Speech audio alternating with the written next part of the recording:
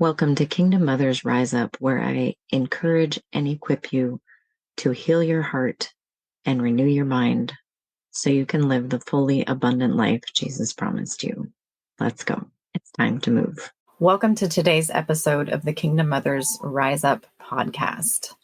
I'm excited to have you here, and we're talking about not letting your emotions drive the car of your life. Emotions are good things.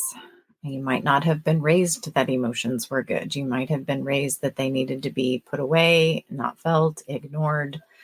But that's not why God gave you emotions, so that you could struggle with them your whole life. He gave you emotions to help guide and direct you. He designed our emotions to give us information. That's how they guide and direct us. He didn't design them to be in control, just to give us information. It's kind of, I don't know if it's ironic, but we can invite our emotions. If our life is a car, we're driving. Our spirit-led self, our born-again spirit in Christ, gets to drive the car of our life. And our emotions should ride shotgun, where they are there to help read the map, observe things that they're seeing along the way, help us enjoy the journey. That's where they're meant to be, giving us information, but we still get to drive. If we've been taught that they belong in the trunk, the thing is, they actually drive more from the trunk than they do from the passenger seat, because we think that we've got them out of the way. But somehow because they have messages that we need, they keep trying to get those messages through. And the harder that we try to push them away, the greater access they have to the gas and the brakes, and sometimes even the steering wheel. Because they're supposed to be paid attention to. So I guess would encourage you to stop and ask yourself, what do you believe about emotions? What were you taught about emotions? How were they dealt with? Did your family have space where it was okay to feel what you were feeling and talk through that? Or was it, don't cry or I'll give you something to cry about? You don't need to be upset about that. It's not a big deal. Don't get too excited. Like, what were the messages you got? And sometimes the messages are those verbal things that are spoken, but a lot of times those messages is the behavior and what people do, much more than what they say. So what was done with emotions in your home? Did your parents cry in front of you if they were sad or upset? Did they express anger or disappointment in healthy ways, or was it scary? Those behaviors are what trained you and conditioned you of, this is how I see emotions. They're good or they're bad, or I can't deal with those. So think about that. Did your parents model throwing the emotions in the trunk? Or did they model having them ride along and give information and be part of making life richer and more connected?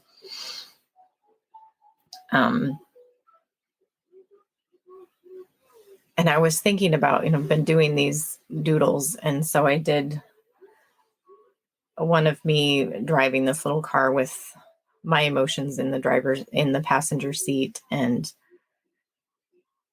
driving along like that's the way it should be. But then the Lord was giving me these other pictures of sometimes we're going along with our emotions and maybe we're letting them ride in the passenger seat. But when they start to share something with us, we're like, here, have a donut. Here, have some chocolate. I think we need some French fries, or here, why don't you look at my phone? Why don't you check Facebook? Why don't you check my email? Why don't you play Candy Crush for a while? And all these different things that even if we've opened the door to okay, you can get out of the trunk. Because I also see this picture of our emotions bound and gagged and stuffed in the trunk. I'm not dealing with you. I don't. And, maybe we have some of our emotions bound and gagged and stuffed in the trunk of like, I'm not dealing with that. I'm not looking at that betrayal or that wounding or whatever it was. And then maybe we have some that we're like trying to have in the passenger seat so that we can start to connect with our emotions. But then when they come up and we're not sure what to do with them, or we don't want to deal with them, then like I said, it's like, oh, here, have a donut, have some chocolate. Why don't you scroll for a while? Why don't we binge watch some shows on Netflix? Or why don't we just stay really busy? Like, I'm too busy to talk to you. I'm driving. I need to focus. I need to focus. Don't talk to me right now. Or let's go shopping. Like, all of these different things that we're doing to try and keep our emotions shut down instead of listen to what they have to say to us. And if we shut them down enough so that, they're like bound and gagged and stuck in the trunk, like I said, somehow from the trunk, they have more access to the brake and the pedal and the steering wheel than they do if they're in the passenger seat. Because they're trying to keep us from being hurt again, being rejected again. You kind of have to explore for yourself, like, what's that thing that you're trying to hide from and trying to stay safe from? And your emotions are trying to do that for you, but they're not meant to drive. So they're not going to do a good job of it. It's going to cause problems in your relationships. It's going to cause that tension within yourself, where if you can listen, then you can get that information of, do I need to set a boundary here? Is there something I need to say? Is there something I need to change? But if the emotions are bound and gagged in the trunk, then it's easy to think that we're always the problem. And if we can just manage things better, everything will be okay. And that's not often true. Like, well, if we can manage things, it will change the outcome. But if we're trying to manage it from a place, I guess what I see over and over again in myself and in the women I work with is, when the emotions are bound and gagged in the trunk, we focus on trying to control how people see us, how they respond to us. We try and manage their possible disappointments or frustrations, which are all things out of our control, instead of focusing on our responses and our behavior and our feelings and our needs, the things that we actually are responsible for and do have control over. So when the emotions are riding shotgun and they're sitting beside us, they can give us that information of, you're neglecting yourself here, or this person is violating this boundary, or, you really need a break, or you need to recharge. And this is something that you really enjoy, so it would help you recharge. Or, we're doing good right now, so we actually have some capacity to see that other person hurting and get close to them and help hold their hard emotions, which is super important as a mom, because our kids have big emotions and they need us to hold space for them. And if we haven't learned to do that for ourselves, then it's really hard to do that for them. Awesome thing is that as you learn to do that for them and you learn to show up for them, you're also showing up for yourself, and there's healing there. But so I just kind of recap, emotions are good.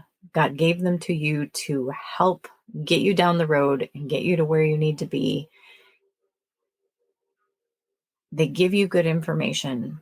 Stuffing them in the trunk does not get rid of them. It just gives them access to operate unnoticed and unseen and cause all kinds of problems and detours and bumps in the road that you could have avoided if you knew how to listen to them. And, if you grew up with it being modeled that they belonged in the trunk, then give yourself permission to learn what to do with them now. Forgive your parents, because that's probably exactly what was modeled for them. and you're just doing what was modeled for you. So you can change, you can learn to get your emotions out of the trunk. And if they've been in the trunk your whole life, you probably want someone to help you do that, because there's probably some stuff that feels pretty overwhelming and pretty scary in there. So if you have a trusted, emotionally healthy person in your life that you can do that with, I'm available to do that with. There's lots of other coaches and things that are available to do that with. But I hope the analogy of having your emotions ride with you in the car and give you information is a helpful picture of how do we bring emotions into our life, but not be emotional and not be emotion driven and, not making emotional decisions, because our spirit in Christ still gets to make the decisions. The emotions are just giving information, because sometimes they'll give you information and be like, oh, okay, thanks for sharing that perspective, but that's not actually about this situation. That's actually about something that happened a long time ago or a little while ago. And so I see I need to deal with that, but that's not relevant to this situation. So don't let your emotions drive. And if you need help to figure out how to get them out of the trunk or how to stop trying to distract them and silence them with the shopping, the games, the screen time, the food, whatever it is for you, then please reach out to someone who can help you.